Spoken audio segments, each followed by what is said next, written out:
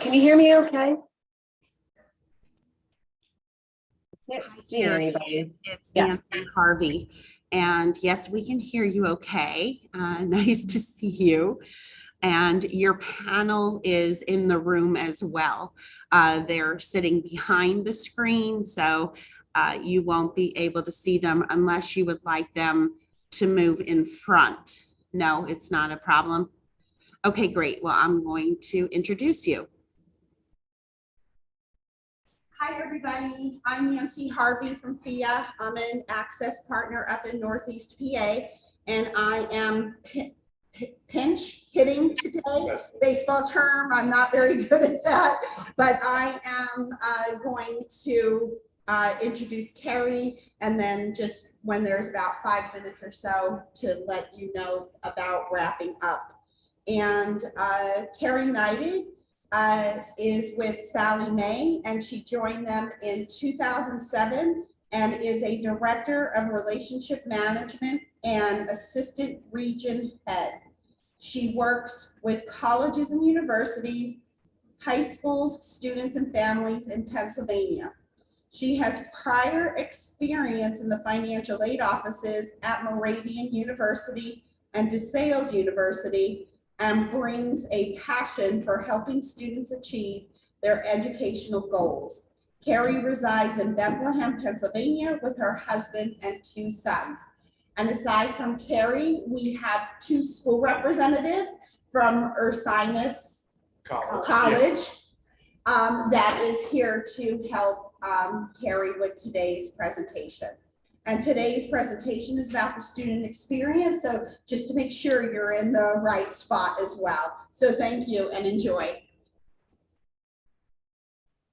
Thank you to everybody, and I apologize for last minute switching to virtual. So thank you sincerely to Ashley and Alex for bearing with me, and please, because I actually hopefully you can see me. I can't see anything, so if there's like any kind of hand raising or anything going on, just interrupt me, and you know, I'll just kind of kick it off. And certainly thank you all for being here. It's great to see. Well, I shouldn't say, I just said I can't see. It's great to know, right, that you're here to learn a little bit more about how to connect with the new generation of students. And particularly what we'll talk about is Gen Z. And so I'll share some foundational insights about this generation, and then we'll talk about how to use those insights with our panelists in real world situations on your campuses. So let's see here. I have multiple screens going, and so hopefully we can make this work. And feel free to kind of shout out these answers, or Ashley or Alex, if folks raise their hand, you could let me know. We basically just started with two quick questions to kind of get you thinking. So in 2022, we asked students why they left college before they completed their degree. And so there are 3 groups of answers. What do you think the top 3 reasons were? Again, why did they leave school? Was it A, academic reasons, social reasons, and physical health? B, change in focus, finances, and mental health? Or C, COVID, a traumatic event, and difficulties with transportation? Any ventures, any? We have a guess of B. Guess of B.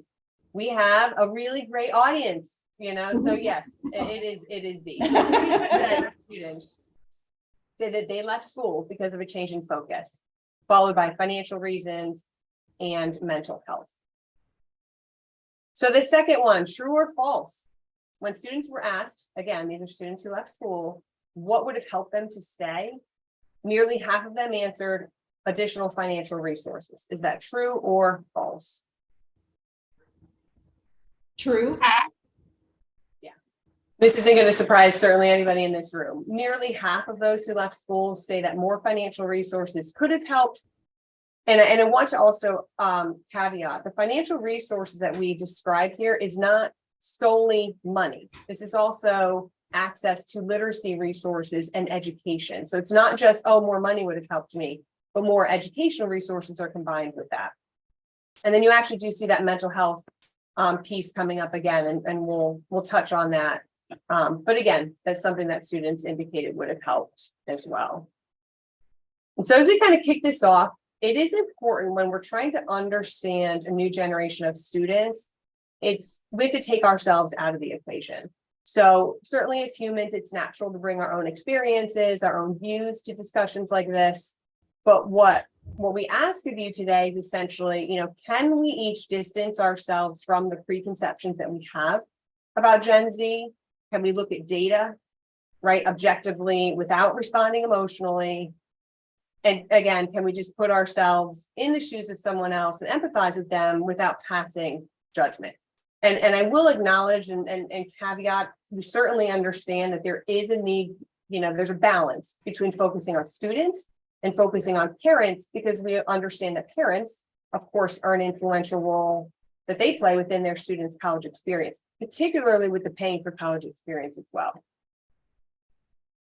Now so who are they, basically? So we'll start out kind of defining who Gen Z is. Generally, it's accepted that Gen Z ranges from 10 to 25 years old. They're the next generation after millennials. They're the generation before Generation Alpha, which I'm sure be digging into in the next few years as well. But for context, they're our children, they're our siblings, they're our grandchildren, they're our friends, they're our coworkers. Right. And so when we dig into helping us understand this generation, oftentimes it's helpful, and we do this for all generational research, to look at what moments impacted them, right? What shaped their lives. For the silent generation, that was World War II. For baby boomers, it was Vietnam War and JFK assassination. For Gen X, it was the tech revolution and September 11th. And for millennials, it was wars in the Middle East and the election of our first Black president. There's a lot of stuff on this slide, right? But this is the breakdown of some of the formative events that shaped Gen Z. So on the left-hand side, there's upheaval and change. There's war, financial uncertainty, a concern about the environment. There's racial and gender change that were brought on by the impact of Black Lives Matter, the Me Too movement, and LGBTQ rights. On the right, there's tech. Now, technology is converging more closely in everybody's daily lives, but technology is particularly definitive for this generation. They are the true digital natives. So this means that, they were born after the web became a commodity. They were coming of age. When they came of age, a smartphone, right, is something that is not foreign. And we'll actually talk a little bit more about how this technology impacts them specifically. But this generation has never known a world without Google, right? So because of these influences, this population, essentially, they view themselves quite differently from generations before them. And because they're so different than previous generations, it's crucial, again, that we try to look at things from their perspective and not our own default mode. When I started thinking about this research, and I thought, I can say things like, yes, I remember what it was like when I enrolled in school. I remember being, 18, 19, 20. It was a little while ago now, but I don't know what it's like to be 18, 19, 20 and that kind of undergrad student today in 2023. So it really forces me to kind of step back and look at things and look at this screen and say, oh my gosh, okay, this is what has influenced this generation for the entirety of their lives. And so one of the ways that this generation, so Gen Z, sets itself apart is that they've questioned things that previous generations, frankly, just accepted and perhaps took for granted. And so because of this, and you may have seen this term before, they're described as the fluid generation.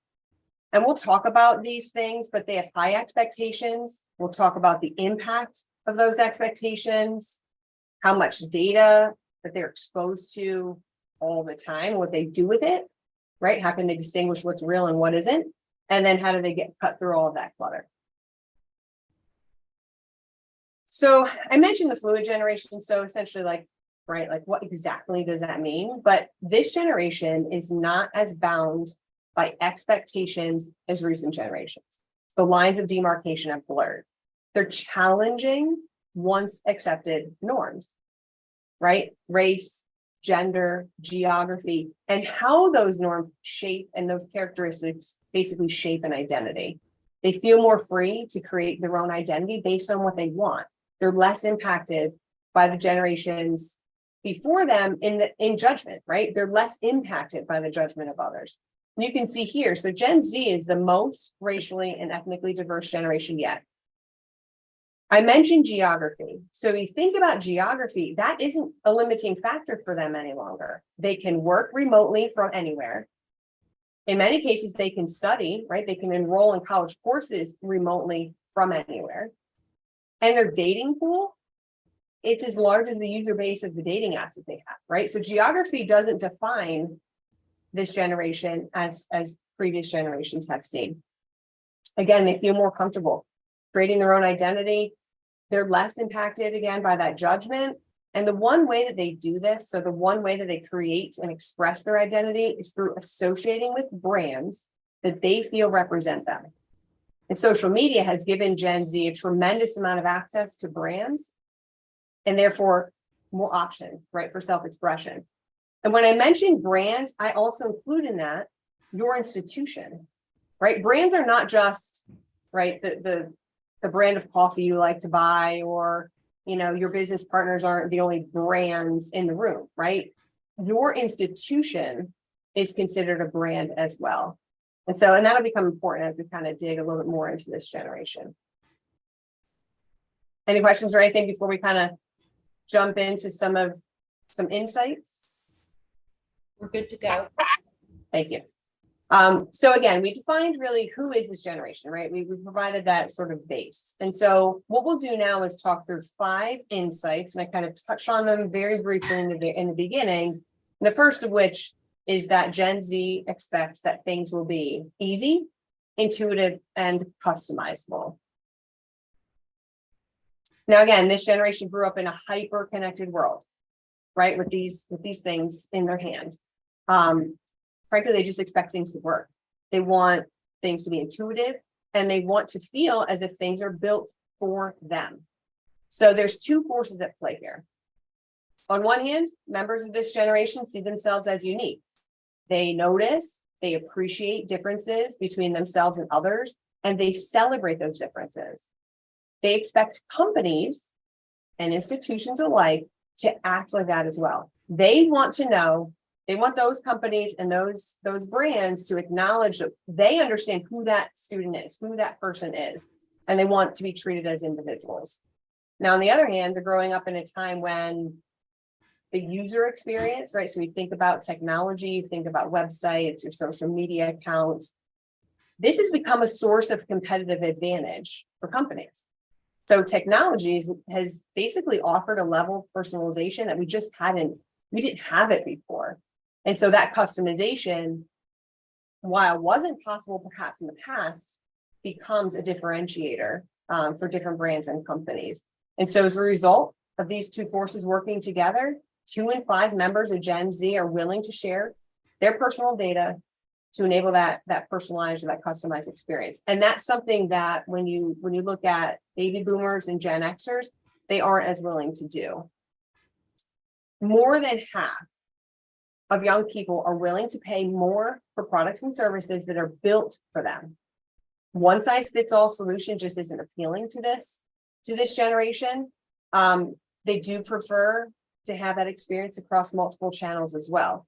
And so when I think about this and really want to engage in some conversation with our panelists, I start thinking about, and I guess a question to kind of throw to each of you is, have you seen, or what ways have you seen your institution or perhaps your office adjust student outreach? Have you made changes to the content that you provide, either again within financial aid or more broadly, perhaps, website, social media, that kind of thing? Have you seen any changes there?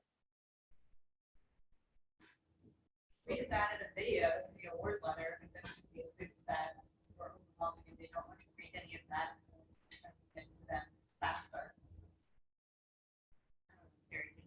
Carrie, did you hear that answer? I heard something about award offer, so I'm sorry.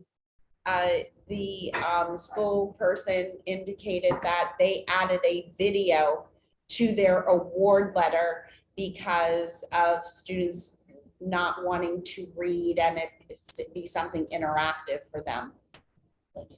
Is it customized to what the student receives or not? So there's a version for, where I can tell you all about it. There's a version for what type of student you are, so we have an undergraduate version, we just did a graduate version, and now the next one. So they've done an undergraduate version, graduate version, and they're going to do a summer enrollment as well. That adds in that customization, right? And I will apologize. So those of you that have talked to me virtually know that we got a puppy before Christmas. And so if you see random, things on the video, she's sleeping on my lap right now. So my apologies for that distraction. This is how I get things done when I'm working from home. Any other thoughts on this one? We can jump into the next one if not. Yeah, Carrie, this is Ashley. Can you hear me? Yes.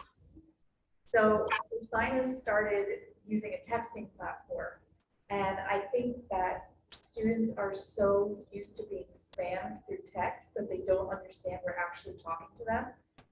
So they don't feel that it's customized, even though we are reaching out directly to them. We get some really weird responses because they think we're robots and Or they think it's a scam. or they think we're scamming them. Yeah. So that's something interesting that we've encountered. I also don't think they know that we can see responses because. Exactly. Admissions has been cursed out a couple times. Yep. We've gotten some interesting memes and photos and responses. Can I hear interesting photo responses? Yes, Yeah, you heard right. And that's actually a really good point. In fact, it's something that we'll dig into a little bit as well when it comes to texting, for instance, and email.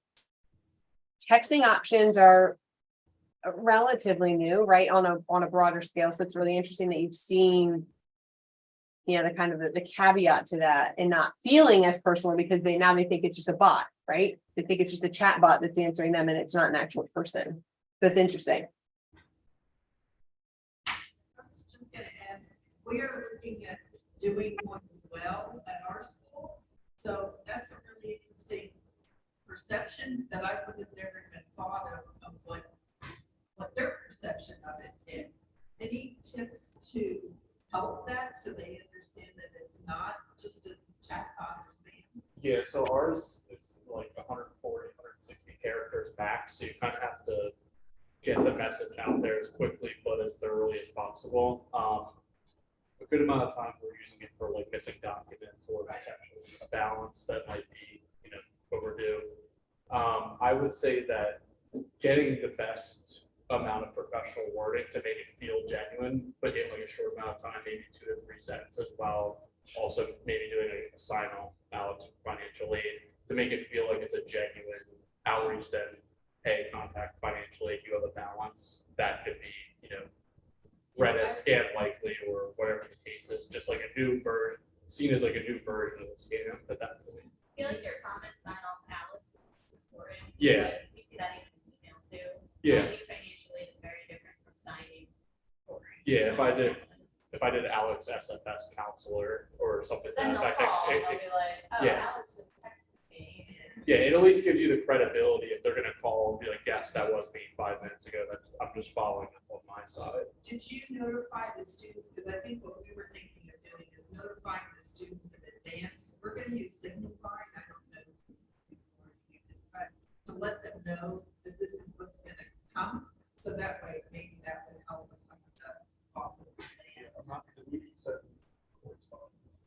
I think we introduced it like a little while back. I want to say we've had this for about a year now. Yeah. So I don't remember exactly what the messaging was, but I think that's a great idea. That could be helpful for us.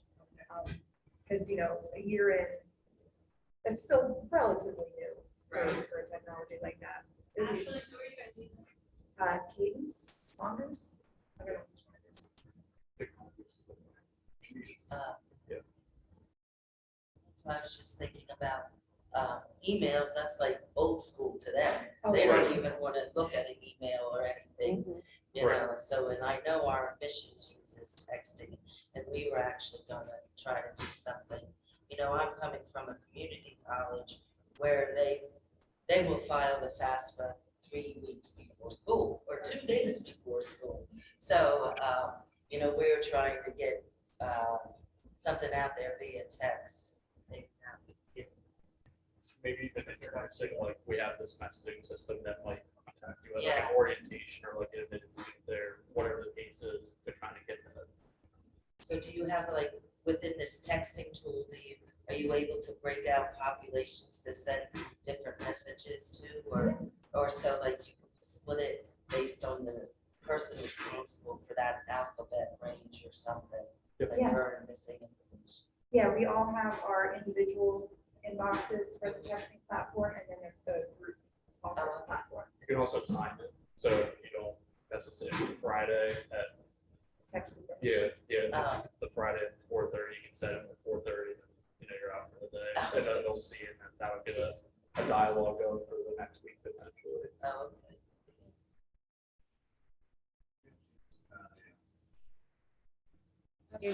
I'm sorry, because was there any other Yeah, conversation? sorry, Carrie, Yeah, there no, was that's someone speaking in the back of the room. We introduced that last year, and multiple departments that are collecting it. With financial services. Based on our communication.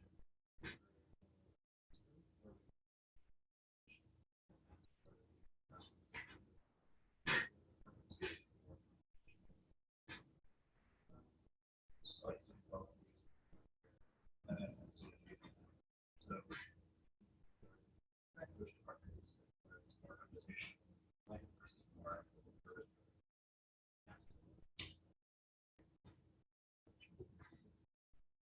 Anything else? We'll move on. Carrie, we can move on. Okay, thank you. Thank you, Nancy. I know this is, you're pinch hitting, so I appreciate you juggling me being virtual as well. I know it's not as easy. No problem. So again, Gen Z, again, they're accustomed to things being built for them. But if it's not already built for them, they have the tools and the know-how to do it themselves. And so again, there's that freedom to create their own identity as part of that fluid generation. And they have a lot of possibilities. But we also know that creating and curating that identity 24/7, it's taxing, especially when they're doing it on social media. And what seems like the whole world is watching on social media. And so with this power comes responsibility, and that ends up taking a toll on Gen Z's mental health. So fortunately, they are aware of this and more attuned to mental health issues than previous generations. In fact, now some of these are a little bit frightening, but 60% confess to feeling very or extremely worried. And the percentage of Gen Z who describe their mental health in a positive way is half of that of millennials. Half of Gen Z thinks humanity is doomed. That one was a little bit alarming. But the silver lining here is that they have brought mental health out of the shadows, right? Just the fact, again, we're even having a conversation or talking about mental health here in this room, and we certainly see it more broadly. There is a positive thing to having those conversations, because we know self-harm poses a real risk, specifically to this generation. Now, in December of 2021, the United States Surgeon General warned that he called the mental health crisis devastating. That was the devastating was the term that was used among adolescents. And we've seen some healthcare providers, calling teen mental health a national emergency. Suicide is the 10th leading cause of death across the entire United States population, but it is the second leading cause of death among college students. And so when we think about mental health and we think about these alarming realities, so Aisling and Alex or whomever, of course, certainly in the room, how has your institution addressed mental health concerns? Has campus responded? And has your office participated in some way? Ursinus has actually created an Office of Wellness, so it has its own VP. They're taking it very seriously with us. We signed the Okanagan Charter. We're the first liberal arts college to do that, which is kind of cool. That's putting a focus on health and mental well-being for our students. So one way that our office is kind of participating is financial literacy, financial health, financial wellness. So we are working with the broader campus community to kind of bring that piece of the puzzle into the whole wellness feature for our students. Anybody else? I think you hit on something, Ashley, and you mentioned the wellness, and please make sure I'm hearing you correctly. The wellness office encompasses a piece of that is financial wellness, right? And that's the piece that I think often when we hear the term wellness, I think we're getting a little bit more broad in that definition. I think that's really really good to hear. Yeah, I mean, I'd say we've had an office of wellness the whole time I've been at Westchester University, but we've been a lot more collaborative effort. There's been some cross training on campus for mental health and suicide prevention. We actually sits on a committee that pulls students who stop attending class or not doing well to review, like, is there more going on besides academic and try to do direct intervention. It gives us an opportunity to make sure that we're not the financial reason as to why they're not. So I think at this point, it's like a whole campus effort, because I would say it's more than half, maybe close to 70% of our satisfaction academic products.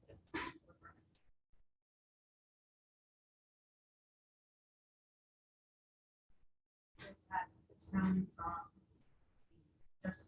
we just got a director of well-being. We also have a bunch of us who are part of well-being ambassadors, so we go out and act as listening ears on campus. And a few, myself and another person in office, we're certified as mental health person years.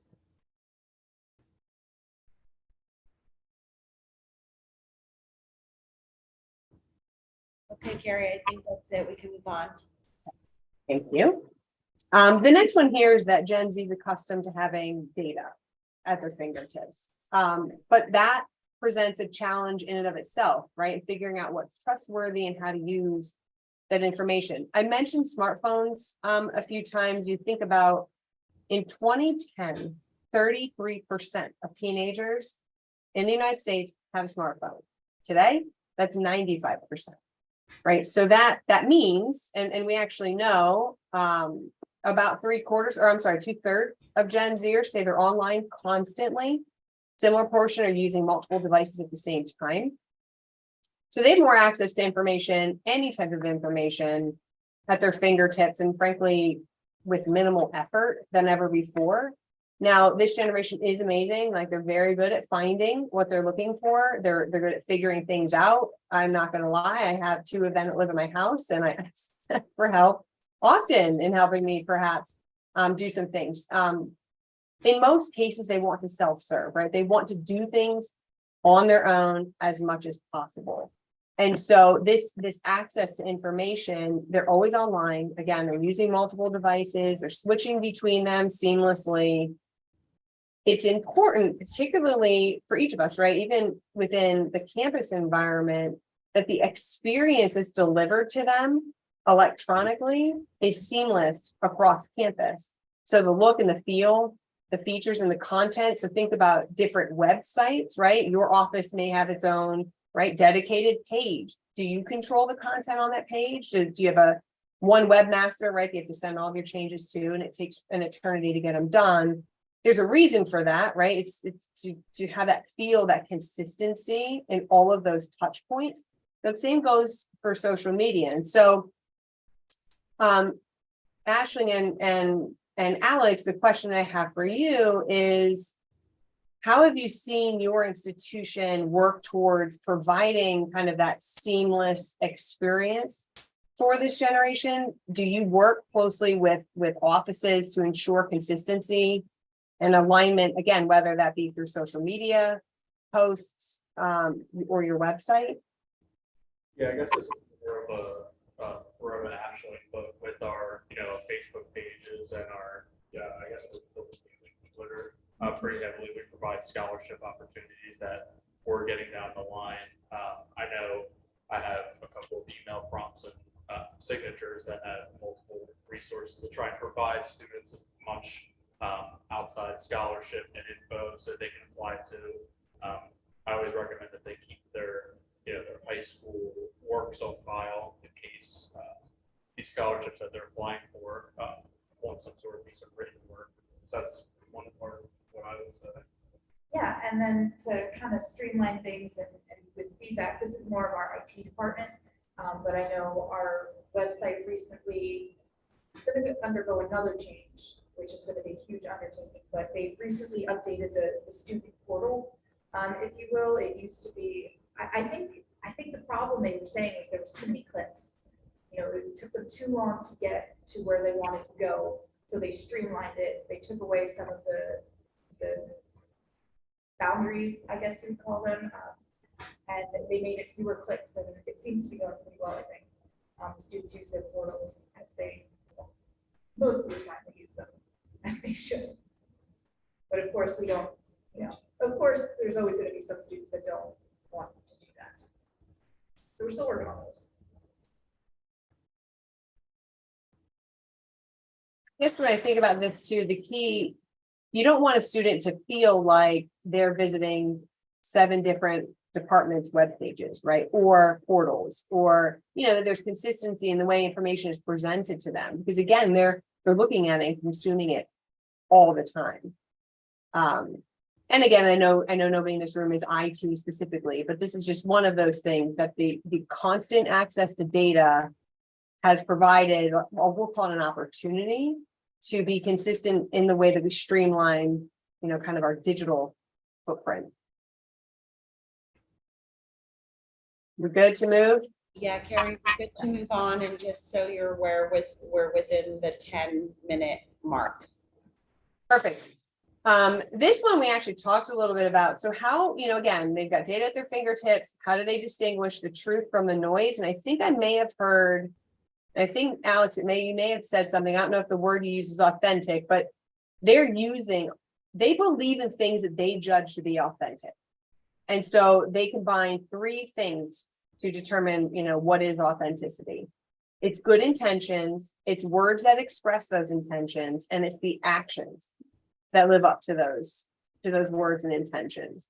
So again, they support brands that demonstrate commitment to the causes and the attitudes that they believe in, those things that they embrace. It's a generation that will not only stop buying from a brand that they didn't think reflect their values, they'll spread the word, right? They'll spread it through their networks, whether it's face-to-face, they'll spread them through social media. And again, when I talked earlier about, taking ourselves out of this, I'm not going to lie, seeing that statistic of that roughly half of Gen Z cite social apps as their primary influence for financial decisions over family, friends, or personal experiences surprised me. Maybe it shouldn't have, but it really did. So they're using that sphere. They're using influencers. That was not even a term that I don't even know that I heard unless, within maybe the last several years, is driving true action. And so again, Alex and Ashley, how do you provide authenticity? And I think you even mentioned it within the texting realm. How do they know? Again, you're not a bot. We talked a little bit about that.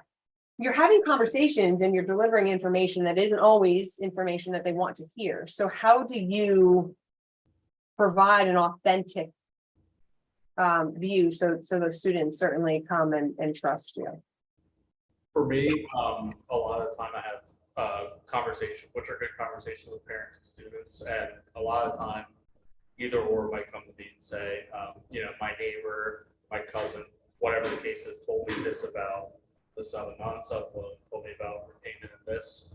So when we have like a dialogue or a conversation, whether it's in person or an email, what I like to do is, obviously we're working in the field every day, we have titles, but also citing, credibility from like an FAQ of what the sub and non-sub is, kind of like providing the truth of like, you may have heard this, for example, like the loan forgiveness, and then citing like resources to say, okay, the loan forgiveness is still in the process. It's not, not done yet. It's not finalized, whatever the case is. So providing like a truth with credibility at that point, and then additional resources.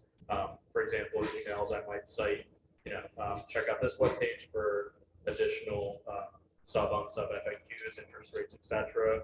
So kind of providing that clarity from all ends is something I would say at that point. Yeah, for me, I think it's really important to kind of get on their level. That's the approach I take when I'm meeting with families and students with, you know, even people across campus that want to learn a little bit more about our office. Everybody starts somewhere, and I try to gauge where they're starting, and, you know, I'll even open up my conversation saying like, okay, you know, is there something specific you want to know about, or do you just want a general overview, and we'll go from there. I try to draw on my own experience. I'm a first-gen college student. My mom had no idea what was going on when we were going through college, so I try to take these conversations. How would I explain this so my mom would understand? No offense to my mom. But yeah, I think really being genuine and having those conversations, making them understand, like, yes, I do work in the financial aid office, but I'm not this big scary person. I'm trying to help you is really what I'm trying to get across. I want to help you, and making them feel as though, oh yeah, she really does want to help me. I think that's the most effective thing, at least for me, in my conversations. And I'm hearing honesty, right? Being genuine, being honest, being transparent. Those are things absolutely that create that authentic feeling. And I know we're running close to time, and it's perfect because this is our last insight. So this one, so again, delivering a personal experience through a brand that's authentic. It only counts if it's noticed, right? And so this last insight, we're talking about breaking through the clutter. And it is interesting. This is actually one that will feel, well, it did to me, counterintuitive to all the other things that we talked about and that we know about Gen Z. And that's the fact that Gen Z is particularly responsive to non-digital experiences. Now, their preferred method of communication channels are direct mail, social media, and brand websites. And yet again, we talked about this right in the beginning. Email is the preferred method of communication for most of us, along with text messages.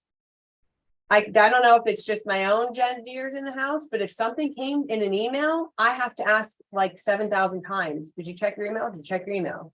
And that is the way that my senior in high school, he's receiving a lot of information from institutions via email. Now, 84% take the time to read physical mail. When you think about those financial aid offers, for instance, you know, kind of piece of this puzzle that you each represent, how many are still mailing? We got away from mailing a lot of things years ago because the prior generations didn't want it, right? And then frankly, it saved the money and all the bill efficiencies, and there are other reasons that paper mail kind of went away. But this population, 84% of them actually take the time to read it. They're bombarded all the time, right? They're on all these devices all the time. This is a break from their digital kind of footprint. They pay attention to direct mail advertising, 50% ignore ads, right? They're paying attention at direct physical in my hand. Now interestingly, when I think about my experiences, again, a parent of a senior, my son was also being recruited for athletics. And so what I found fascinating is not just who sent the financial aid offer electronically versus paper, or what admission decisions were paper versus electronic. It was also, and I could tell you this by far happened with athletic coaches more than any other office I've seen so far. And I didn't even think about it until I really started thinking about this research. We would get 7 envelopes in the mail on a given day from all 7 coaches on that team that wrote my son a personal letter, not one letter with signatures on one piece of paper. 7 or 8 different, 7 different things went in the mail for my son. That he paid attention to that. You know, so again, it's just one of those things that seems counterintuitive because they're online all the time. But in that comes that, right? All that clutter. It's a lot of information that they're being bombarded with, and they're not capturing it all. Now, so I asked, you know, does this resonate with you, Aisling and Alex? I mean, have you been successful, or have you tried to engage through kind of that analog experience? So I won't lie, I was really shocked when I saw this because I'm expecting students to just be paying attention to electronic modes of communication all the time. But so I really think we're going to be using this in the future to help with our communications. It's also an interesting balance because there wasn't data up here to back this up, but just from what I've seen, sustainability is important to students too. So how do you balance that paper mail with sustainability kind of thing? So it's gonna be an interesting thing to take on. So this is a little funny to me, because a few slides ago, I said, you know what our most successful communication was this year? And it was a postcard. We sent out a postcard to every single prospect and every single current student. And the front of it had our mascot animated and with a financially checkup message. And the back had 3 bullet points. It was file your FAFSA, check your portal for your tasks, and this is how you do special circumstances. We got more feedback from that postcard than any text campaign, any email campaign, any call campaign that we've done since. So that I can talk to our leadership about. That's an investment that we're going to continue to do each year. Those little things. I love that. The postcard also, Ashley, to your point, that maybe that's a way to balance sustainability, right? Concern for the environment versus having like a card and an envelope, all that kind of thing. This one surprised me. I'm not going to lie. And I'm not going to read through all these. This is really just the recap. We talked about this, right? They expect things to be easy, intuitive, customizable. They're focused on mental health, accustomed to having data at their fingertips. And because of that, they're using authenticity to distinguish the truth, what they should believe in, and then ultimately, kind of decluttering all of that data through analog experiences.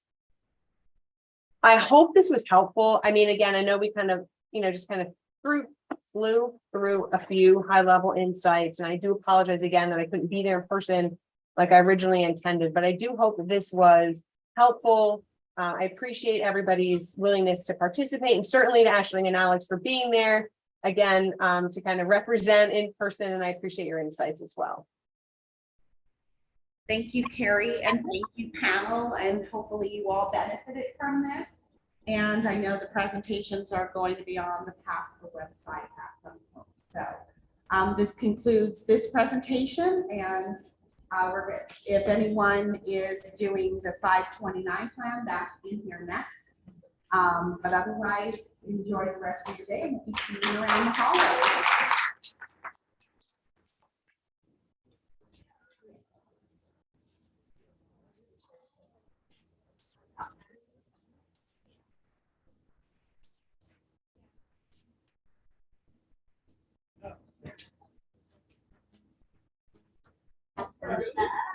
Oh,